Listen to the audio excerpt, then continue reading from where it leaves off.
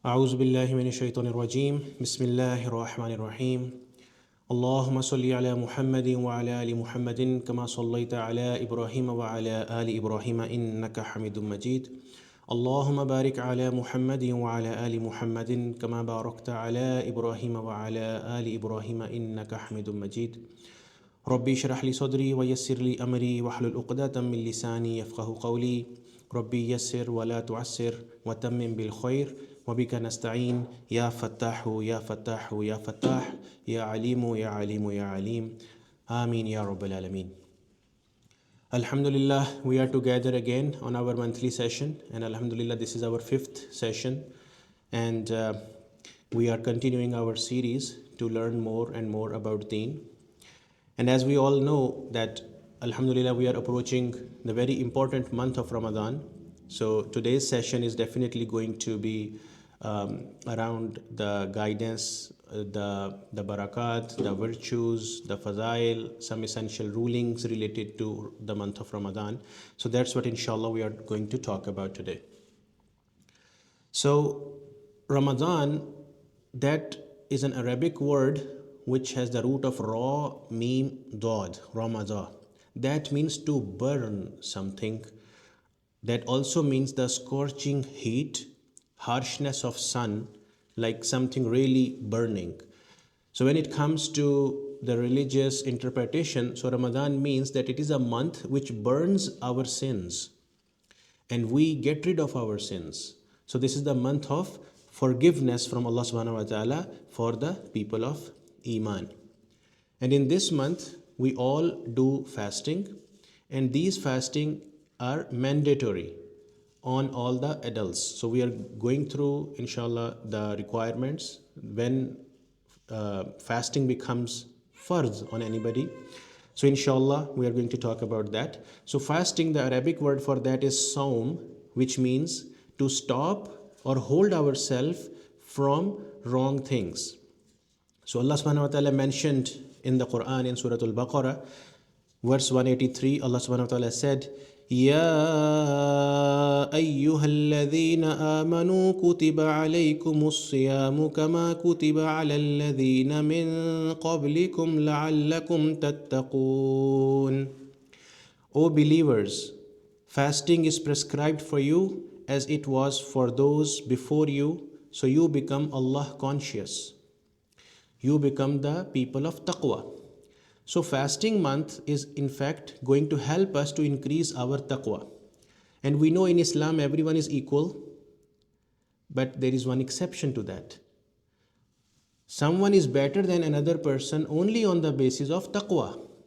So the month of Ramadan helps us to increase our ranks of taqwa. And taqwa means Allah consciousness, becoming mindful about Allah SWT. And when we define taqwa, what is taqwa? It has two parts in its definition. One, when I am saying that I am a person of taqwa, that means I am ready to perform the duty. As soon as, for example, the muezzin said, Hayya ala salah, I am ready to perform the duty to offer my salah. And the second thing, which is also part of taqwa, is that I am very careful in living my life, so I do not step on something which is haram. So to understand that part, for example, there is a war horse. So that horse is in the battlefield and the horse has lost its horseshoe. Now this horse cannot run fast because its feet is gonna hurt. So now when this horse is going to step on something, any rock or something, it's going to hurt him. So this horse becomes very careful, where am I going to step my foot so I do not get hurt? That is the feeling of a person of a taqwa, that when I am living my life, whatever I am doing in my life, am I going to do something which is haram or which is in the gray area and that is going to hurt my book of deeds? So that is taqwa. So one thing, we are ready to perform the duty, and the second thing is that we are very careful in living our life within the hudud, the boundaries which Allah SWT has defined for us. So inshallah, we are going to talk about the farz fasting. the fasting which we do in the month of Ramadan, not the optional fasting. So fasting becomes farz or mandatory on someone who is a Muslim. That person is aqil, means having aql, shaur, wisdom, you have sense. Third thing, you are adult. So being adult, that does not has any fixed age. As soon as the signs of adulthood appears on you, whether you are a boy or a girl, this fasting becomes farz and mandatory on you. And you are aware that this is the month of Ramadan, which we all know. Next, when I'm talking about the farz, that Ramadan or the fasting is farz for us, that means there are two types of farz. One farz is that where the focus is on the activity. For example, a funeral prayer. If some group of people in the whole community do that, the obligation from the whole community is done on behalf of everybody. So everyone does not has to be in the funeral prayer. But if no one does that, then the whole community is accountable.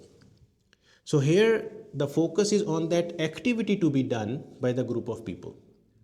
And another type of farz is that where the focus is not on the activity but on the individual person. For example, our salah. I cannot say that those group of people have done their salah in the masjid, so my obligation is done too. No, I have to do it myself. So this is the second type of farz. Technical name is farzul ain, means mandatory farz on every individual. So fasting is this type of farz which we have to do ourselves. We cannot say that some group of people in the community are doing it, so it is done. That is not the case. We have to do that, inshallah. Now let's move on to the virtues, the blessings which Allah SWT awards us as a ajr for fasting. So Allah SWT says in one of the Hadith Qudsi that fasting is for me and I will give the reward for this. So some of the good deeds we have the ajr 10 times. Let's say when we are reading the Qur'an, each letter is 10 times good deeds. Some of the good deeds are having 70 times ajr, the reward. Some of the good deeds have even 700 times reward. But for fasting, Allah SWT did not disclose that how huge the reward is. Allah simply took the ownership of the reward with him without disclosing it because the reward of fasting is so high. Then fasting protects us from shaitan and bad deeds because fasting saum means that we hold ourselves from bad desires or bad things. So it helps us to stay away from shaitan. In this month, if we do any normal deed, which is not farz, we get the reward of farz ibadah. If we are doing any farz ibadah, we get the reward 70 times more, like equal to 70 farz good deeds. And then in this month, Allah SWT, He closes the doors of hellfire, He chains the shayateen, the shaitan, and He orders to decorate Jannah. So that is the importance of the month of Ramadan. Someone who do the fasting every day, one dua of the fasting person is guaranteed accepted by Allah SWT. So if you are looking for any particular dua for yourself, just make that dua every day. Allah knows that probably that would be your dua which Allah is going to accept. So for the fasting person as a reward, Allah accept one dua daily from that person. Another virtue of the month of Ramadan is that if someone dies during the month of Ramadan and this person is a Muslim, then this person will not go through the questions in the grave, and this person will not go through the accountability on the day of judgment, except if he is missing any haqukul ibad, he missed to fulfill some rights of other people. But Allah will forgive his rights which we missed as a barakah of this month if you die in this month. And even if any non-believer dies in the month of Ramadan, so their questions and punishment in the grave is not done throughout the month of Ramadan. So that starts after the month of Ramadan is over. So these are the blessings of the month of Ramadan, alhamdulillah. Then in the Qur'an, Allah SWT, I will just go through the reference, Surah Al-Baqarah, the ayah number 183 up to ayah number 187, Allah SWT has explained us the guidance and the rulings about Ramadan. So I will directly jump into some essential rulings which came into practice from the Quran and Hadith. And these rulings are important, which I'm going to talk point by point, because sometimes we have some misunderstanding about these things and we lose the reward and ajr of the fasting. First of all, if, for example, ghusl, the shower is farz on you, you can still do the sahur. You cannot do the salah of fajr, but you can still do the sahur. So do not miss your suhoor just thinking that, oh, I need to take shower. So it's fine. You can do your suhoor. After that, take your shower, do your fajr. You are all good to go. In the state of fasting, when you are taking shower, so we know that the gargles is important, mandatory thing in taking shower. But when you are in the state of fasting, you are not allowed to do that. Just regular, simple, like coolie thing, put water in your mouth, swishing and throwing it out is good enough for you, like we do in the wuzu. So you are not allowed to do the gargles in the state of fasting. Similarly, with your nose, when you are taking shower, in normal days, we are required to push, the water like all the way up to the top of our nose. So in fasting, we do not do that because there is a chance that water may go in your throat and that will break your fast. Then also, when using the restroom and at the end tahara, when you are washing your body, we need to be careful that water does not enter our body. Otherwise, we break our fast. Then another common issue which comes like about the toothpaste. Are we okay to use that during the fasting or no? So toothpaste is makruh, means it is acceptable but with disliking.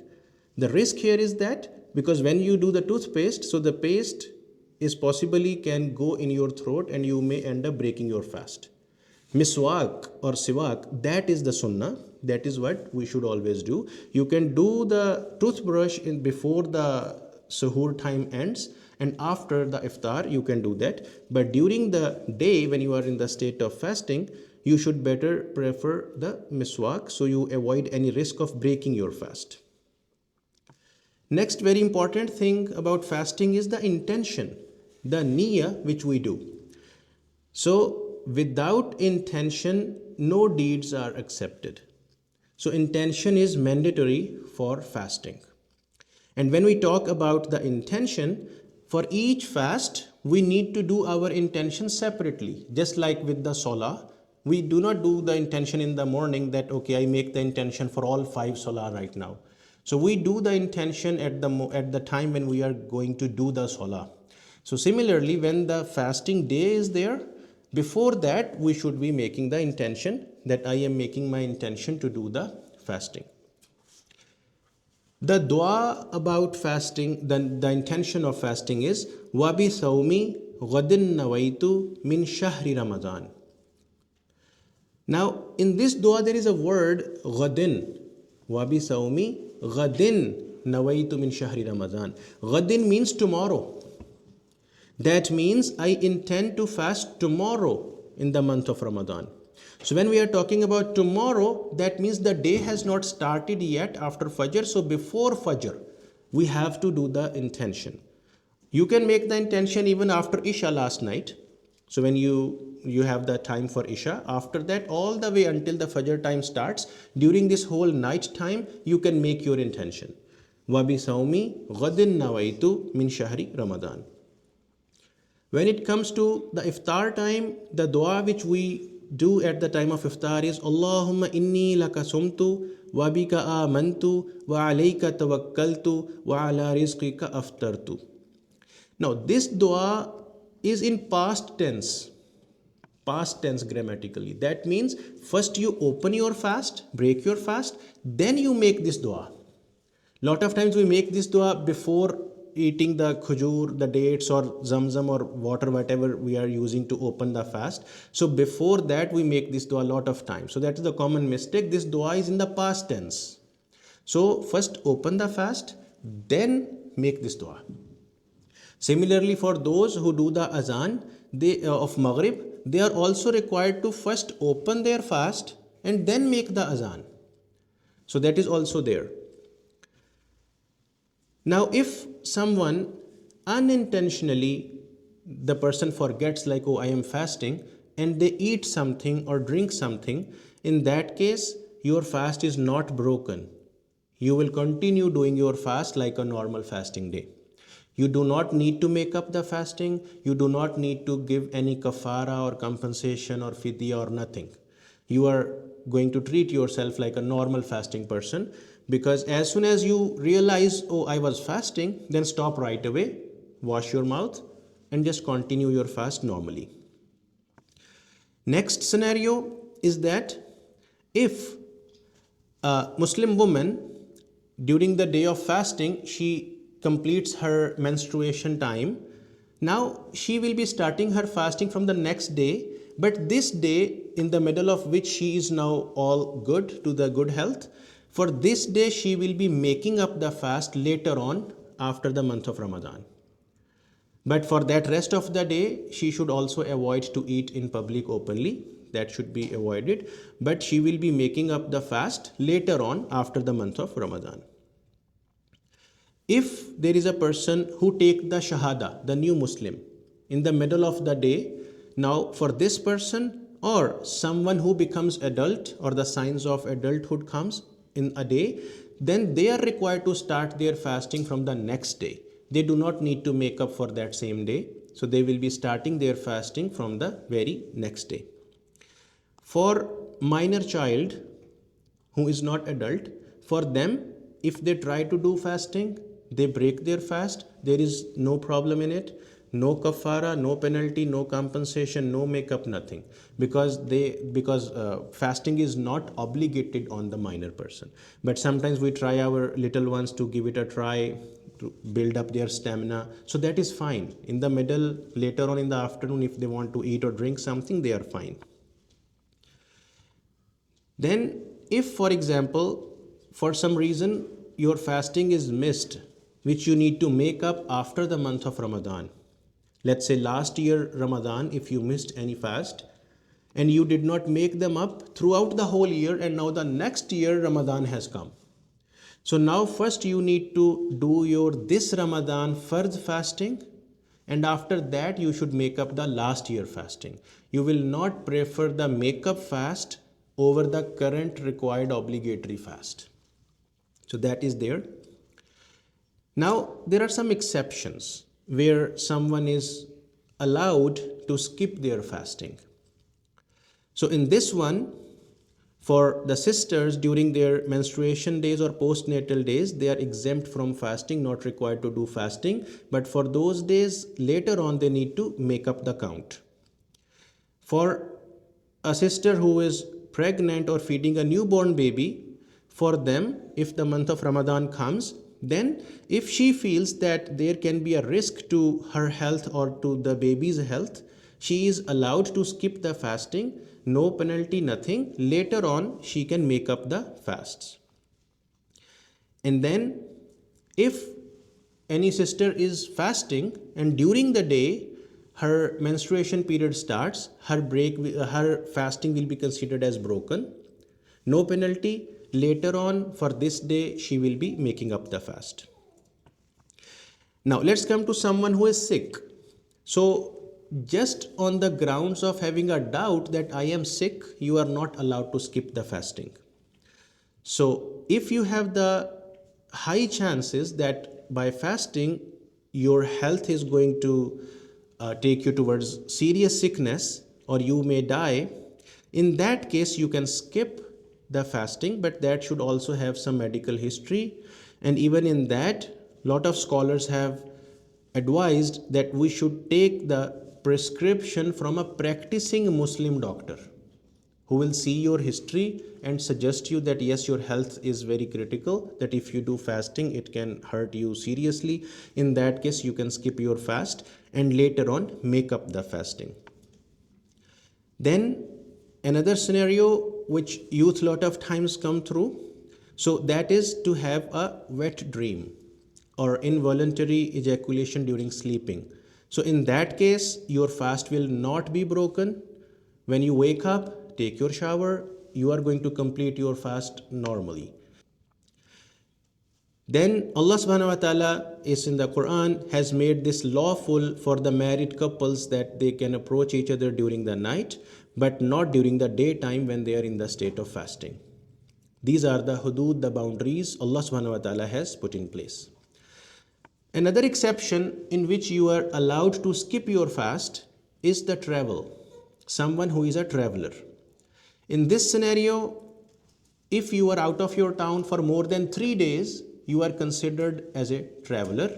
In that case, you are allowed to skip the fast, which you can make up later on. Now, if for example, you have a situation where you have a plan that, okay, tomorrow morning, I am going to start my travel. So just with the intention, you are not the traveler. You are required to start your fasting, do your sahur, start your fasting.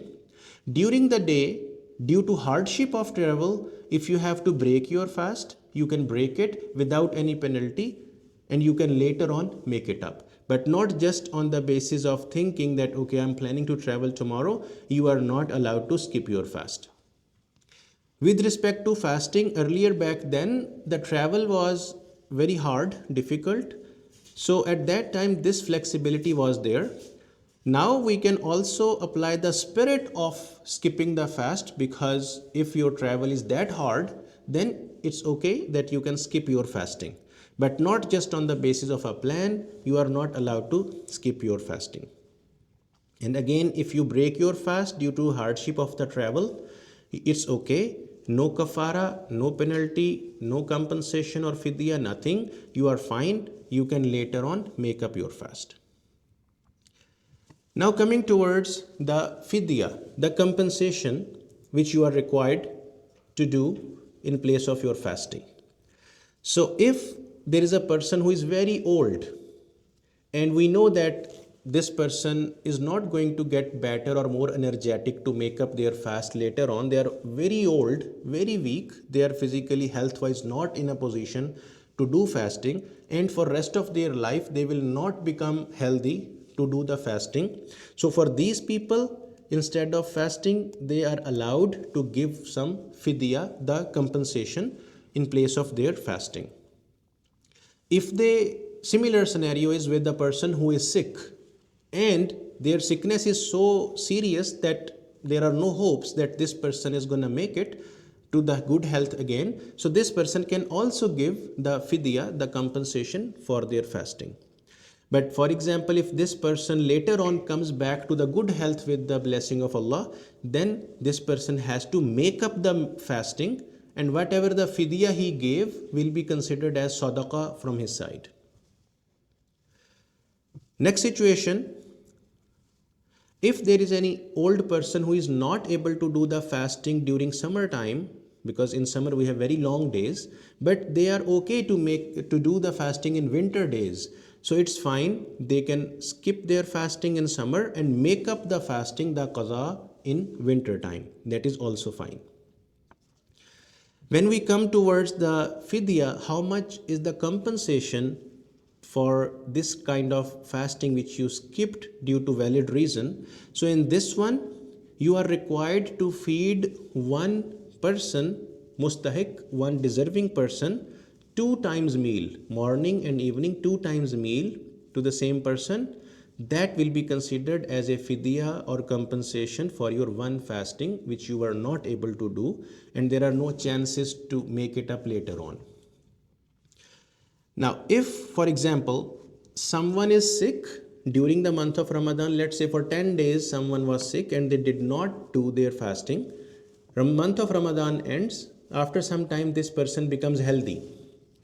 Now, if he is healthy and able to do the next 10 days fasting, this person should make up the fasting. If this person does not make up this fasting and he becomes sick again, or the chances of his death, he should add this in his will that the fidya or compensation should be paid on his behalf after once he dies. Otherwise, he has to be answerable in his grave later on for the fast he missed. So that is there. Another scenario is that lot of people, they do the nafal or optional fasting for the month of Shawwal. So the sixth fast in the month of Shawwal has a huge reward.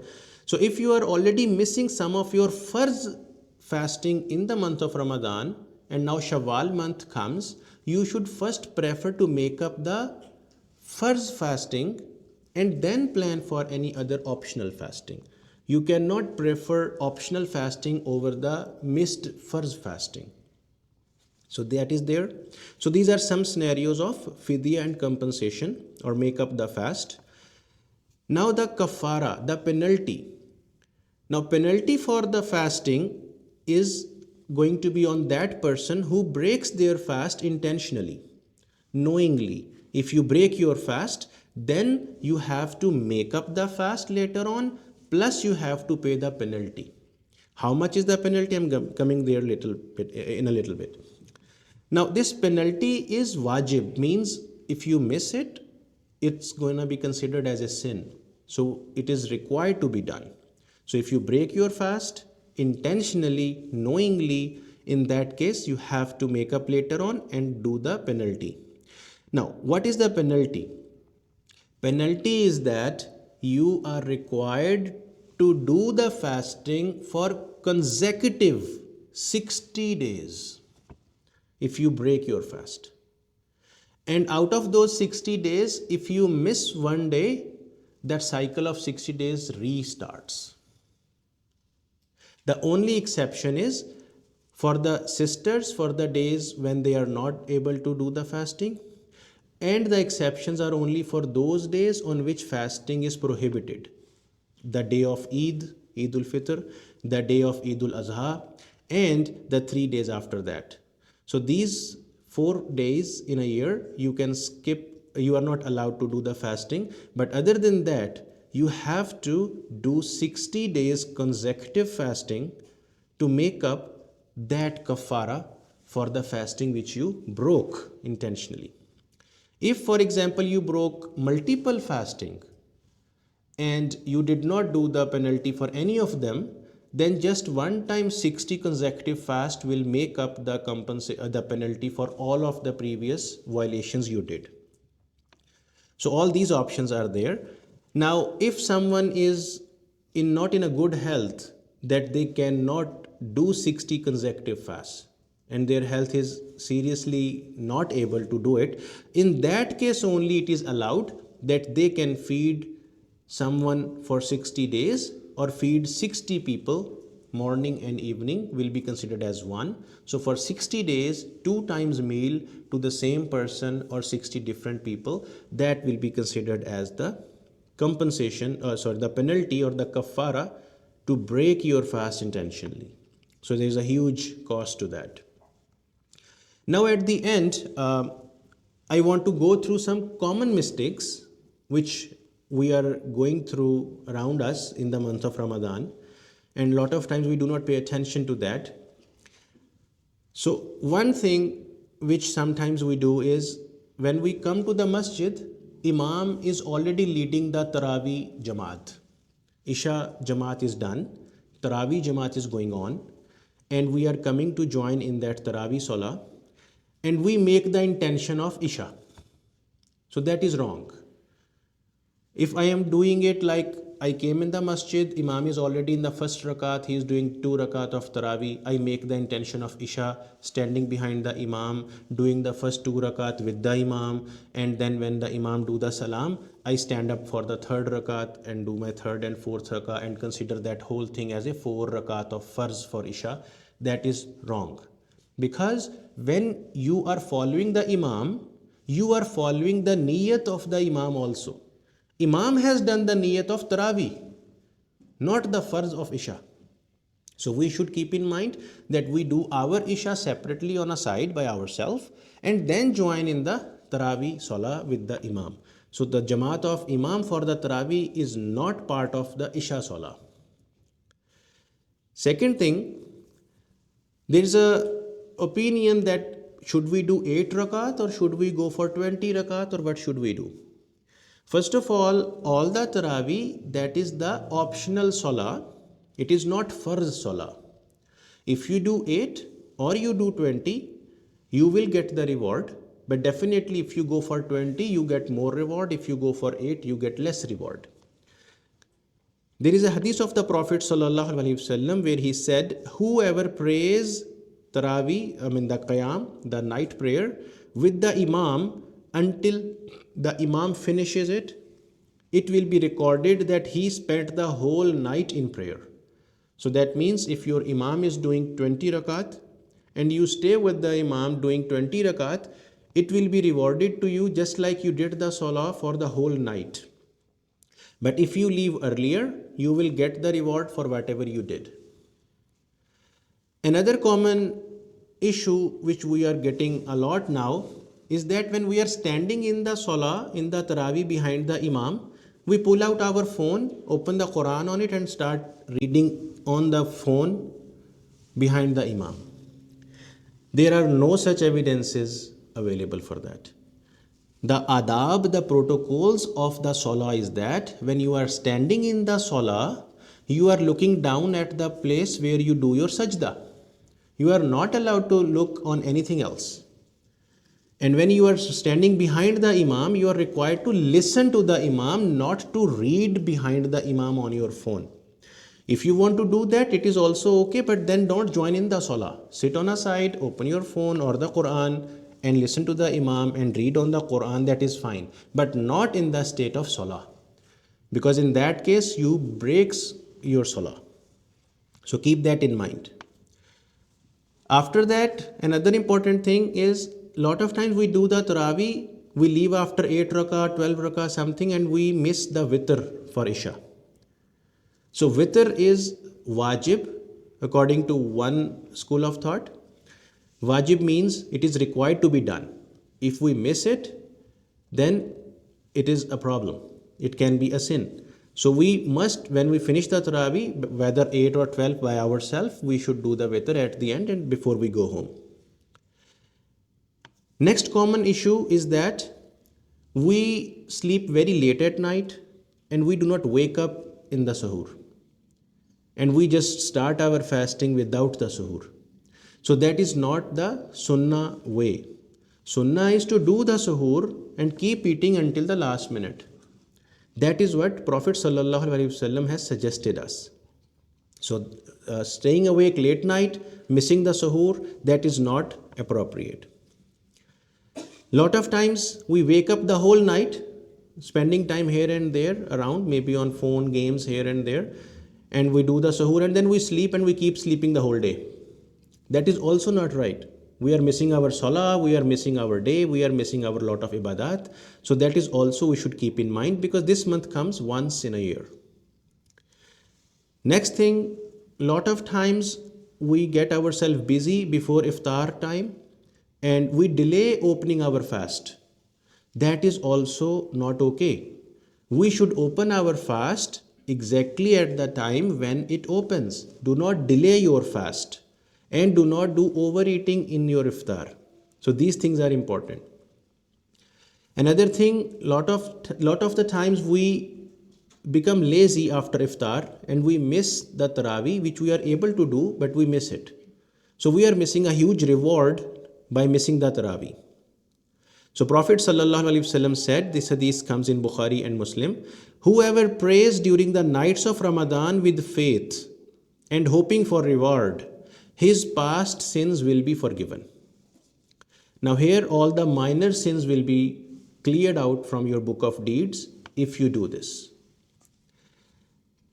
Then lot of times our focus is only to worship in the month of Ramadan and rest of the 11 months we are not in the habit of ibadah. That is also not right. Being a Muslim, we are required to follow the guidance of Allah and follow the Prophet ﷺ throughout the year, our whole life. So Ramadan is not the only month of worshipping, but rest of the year is as well. Then lot of times sisters during their days of menstruation, they feel like, okay, we are not doing the fasting, and they miss their ibadat also. They can still do the zikr, they can still do lot of other good deeds which can be added in their book of deeds, and we know that all the deeds are going to be multiplied for the reward, so we should not be missing that. Then another thing which lot of times we do is we specify Ramadan only to give our zakat. So zakat money goes to the deserving people, but they are deserving throughout the year as well sometimes. So if your annual cycle of zakat is somewhere outside the Ramadan, do it. So it's not like only the month of Ramadan is not specified for the charity only. We should also do that around the year. Another misconception is about Laylatul Qadr. So we have the understanding lot of times that the 27th of the Ramadan, that night is Laylatul Qadr. That is a 20% chance only. Prophet ﷺ said that find the Laylatul Qadr in the odd nights in the last 10 days of Ramadan. So there are 5 odd nights, 21st, 23rd, 25th, 27th, 29th. Each of them 20% chance is there that this is going to be the Laylatul Qadr. So a lot of times we have the understanding that 27th is the night, but that is not always right. So we should try for all the odd nights to do that. Then another thing which especially for the youth, at the time of iftar, when our parents say like, okay, come here on the table for iftar, we come on the table and we pull out our phone, start watching something. That is the time of dua. We should not miss the iftar time and few minutes before that to make our dua. We did the whole day of fasting, and now this is the time when our dua is going to be answered. We spend that time on our other unimportant stuff. So specify that time for your duas only. And during the fasting, we should also avoid any behavior like rudeness with someone, being short-tempered, backbiting, doing irrelevant or unnecessary gossiping around. So all these kind of things we should also avoid, because a lot of times we like to do that, but this is what fasting is, that it stops us from doing something which is something Allah does not like. So we should be careful in that as well. So these were some of the common mistakes. There would be more, but this is what I listed. So we make the dua to Allah SWT that may Allah SWT make all of us to this Ramadan and make this Ramadan the best of our lives. And also we make dua to Allah SWT to apply all His guidance in our lives and make our children also to follow the guidance of Allah and His Rasul. And may Allah SWT make this month of Ramadan for us where we get Allah's mercy, His forgiveness. May Allah forgive all of our previous sins and make us to live our future life according to the guidance of Allah and His Rasul. Jazakumullahu khairan wa ma alayna illa al-balagul mubin.